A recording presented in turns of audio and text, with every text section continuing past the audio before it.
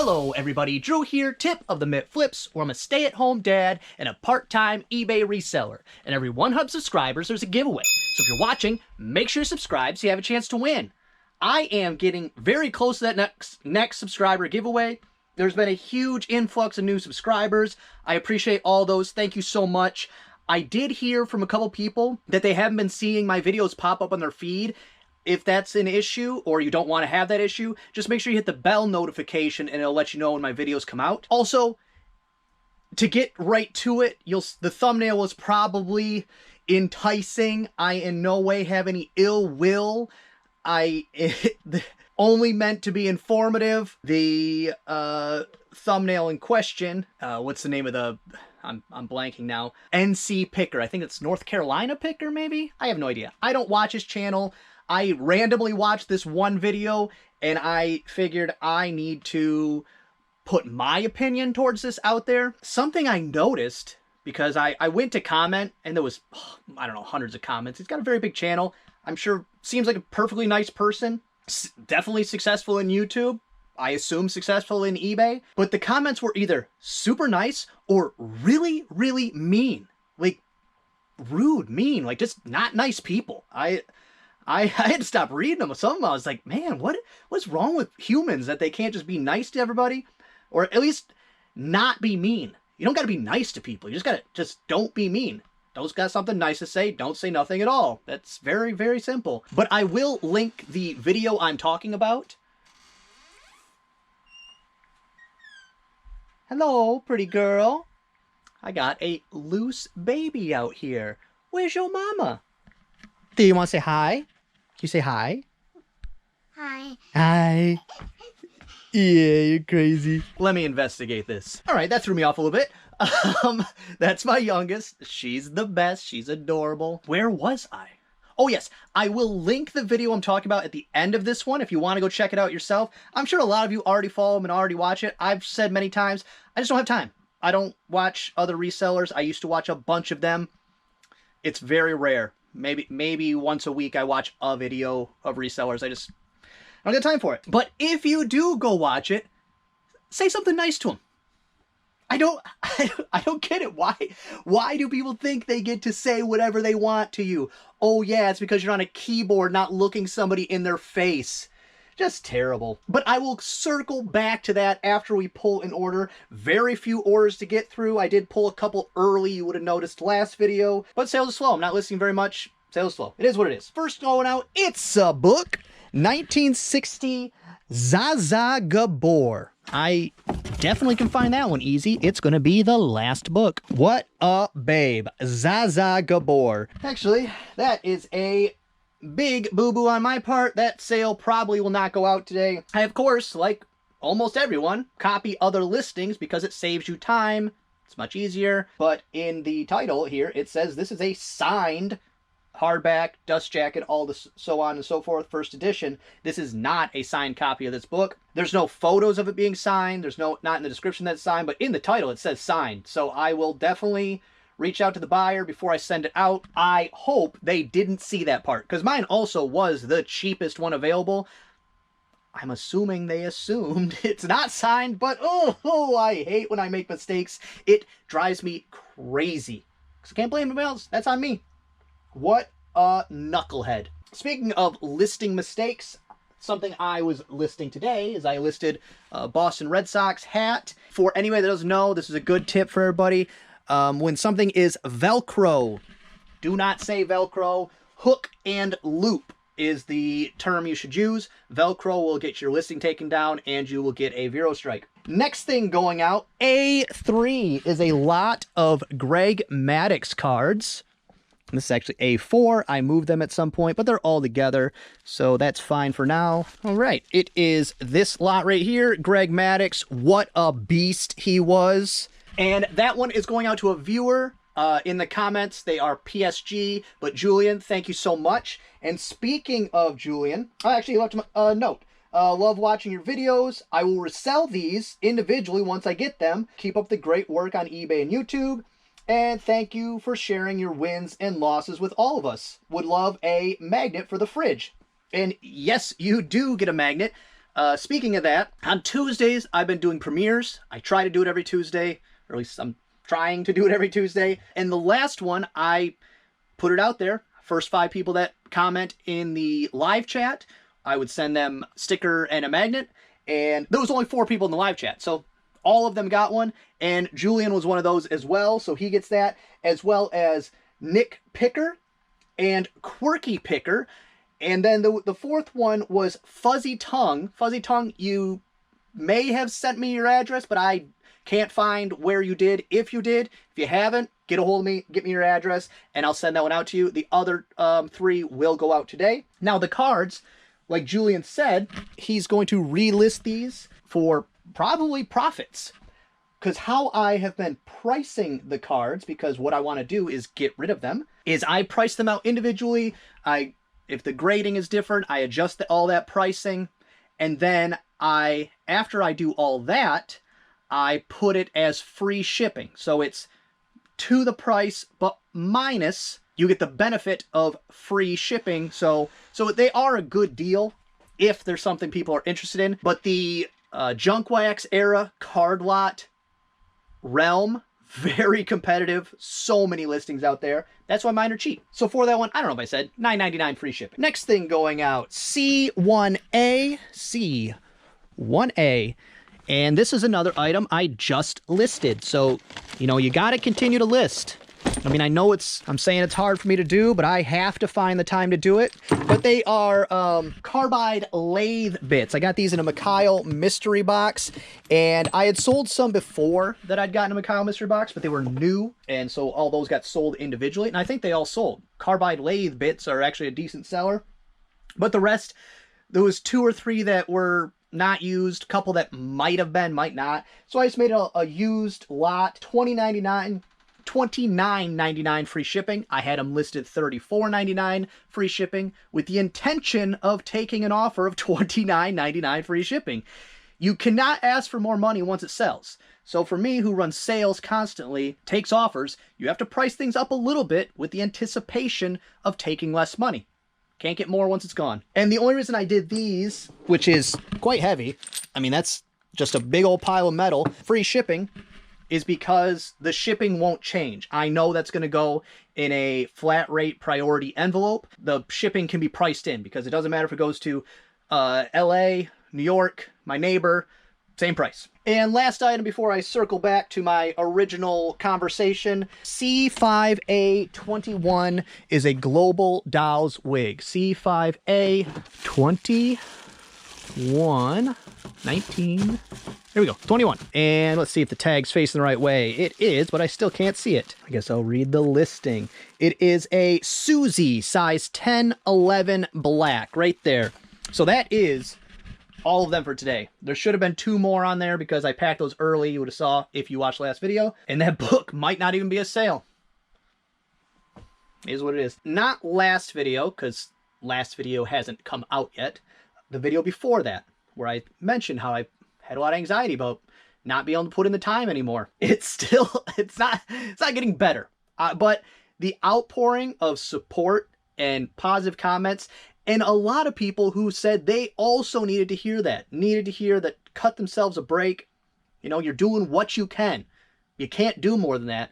There was so many comments like that, and I'm glad anybody that found that helpful. That makes me very happy.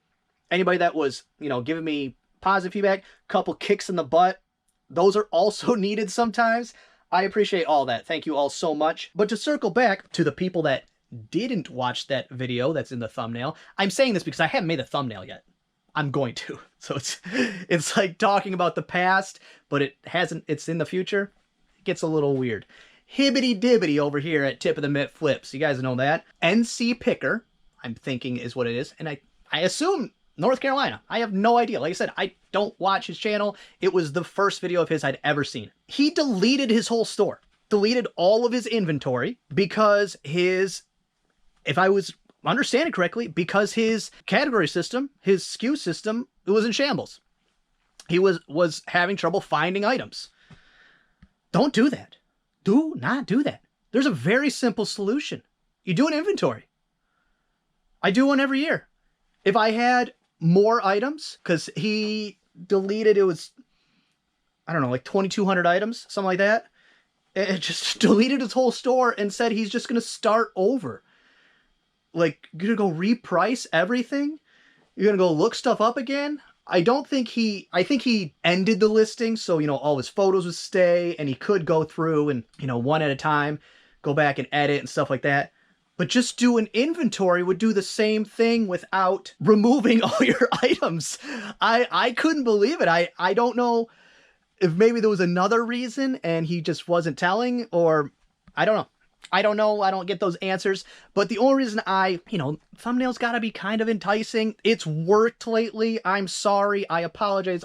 I hate how YouTube works. I love YouTube. I love doing it. But I hate that I have to make clickbaity titles and clickbaity thumbnails to get people to watch. I try my best not to. But when I just say, here is a photo, here is the info that's going to be in this video, no one watches it.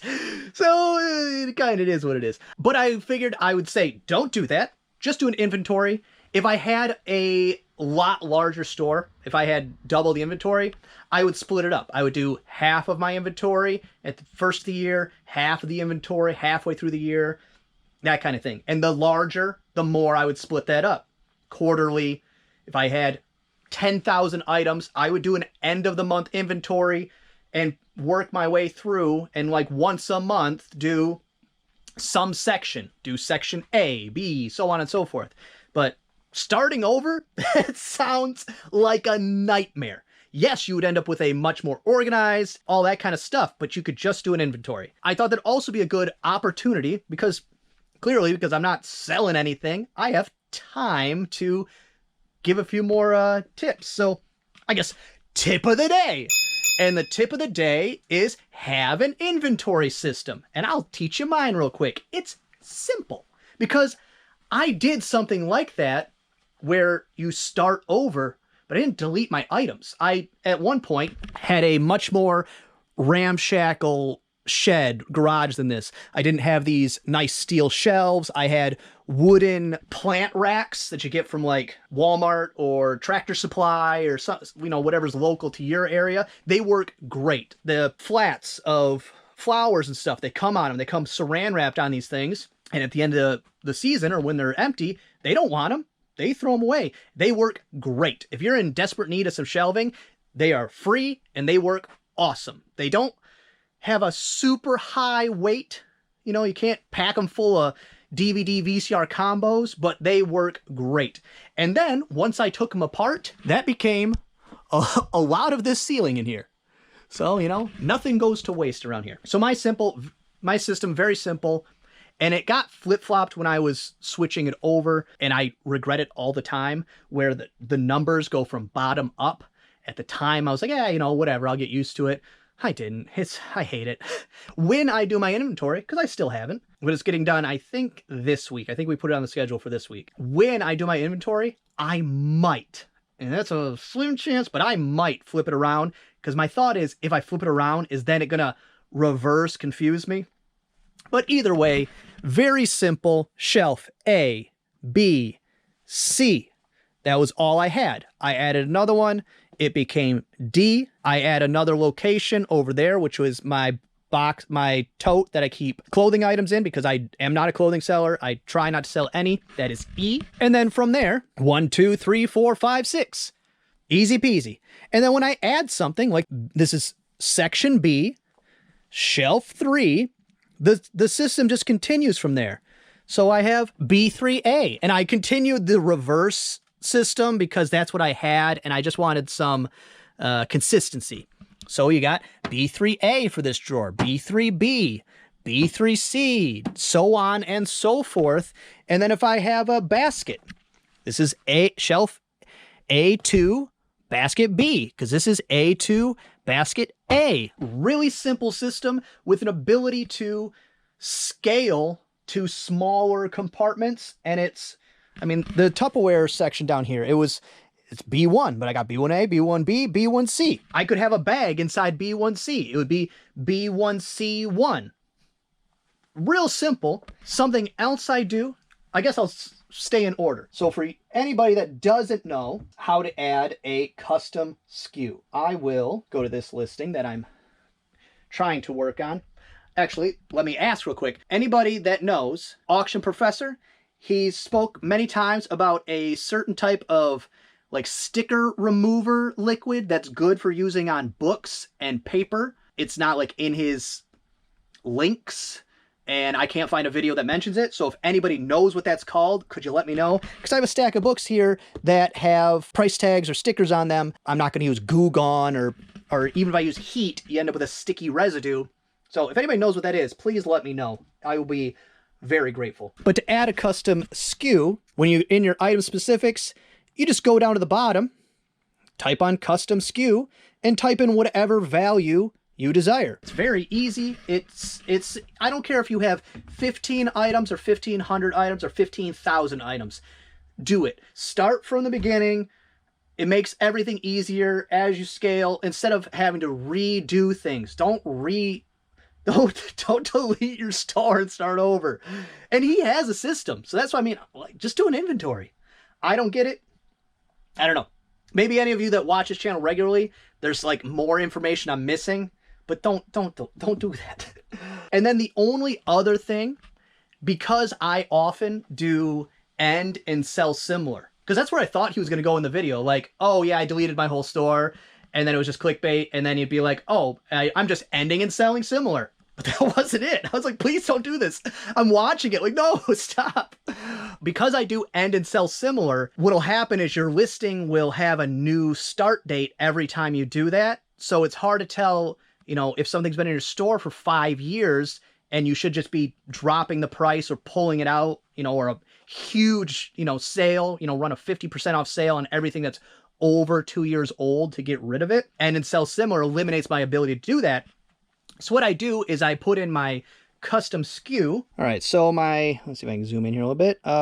My custom label, which is the same thing as custom SKU, and you'll see it says hat 323, which I just put the month and year so that when I'm going back through, I know how long it's been listed. I don't need the exact date. That's ludicrous. I could even be as general as just putting the year, and that would still work. I like to have a little more information than that. And so I started that in this last fall and have continued that through. So at this point, I know anything without a date on it, which is a sale I just ran, which is why I can't believe that's how few sales I have, because I ran a 25% off sale on like 500 items. It was anything that didn't have a date on it. So I knew it was older than like September of last year.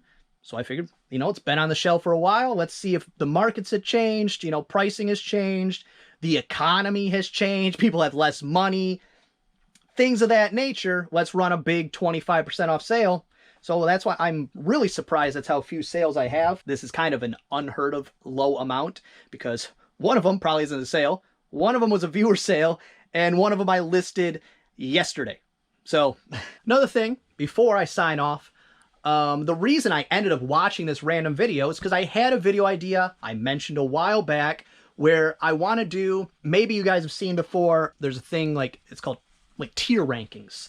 So if you play a video game that has different weapons in it, somebody who's a YouTuber for that video game will rank them, A tier, B tier, so on and so forth. And there's these ranking videos for everything under the sun. I would like to make one for YouTube resellers, but I don't watch enough content. So this was like the first one to kind of do a little review, get some information, feel out their vibe, feel out, you know, there'd be different criteria. And I want to do a live to start like watching these and, you know, just something that's interactive and fun for all of us to do. But what I asked before is if you're watching a video, watching a channel, you love that channel, tag me in the comments and I'll check them out. Now, the sneaky way I want to do this, you know, if anybody feel, you don't have to do it, but if I think it's gonna be fun, if you want to join in, if you like that channel, tag me, give it a thumbs up. If you don't like that channel, tag me, give it a thumbs down. That way not the actual liking, like in the comment. Tag me with an emoji, thumbs up, thumbs down, or a yes or a no, something like that. And I'll check them out, I'll add them to the list, and hopefully we get to do this fun thing together, at some point.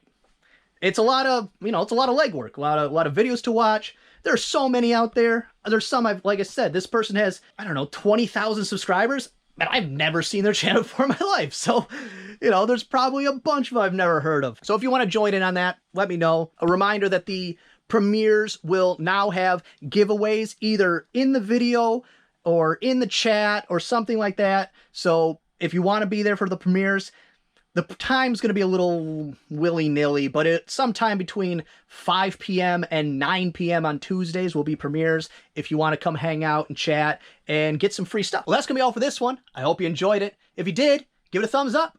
If you didn't, go ahead and give it a thumbs down. Subscribe, share, and be good to each other. Just really neat. Hey, little Pete. Do they ever really fix things? I have no idea what this is. What do I care? Let go. I'm good at this.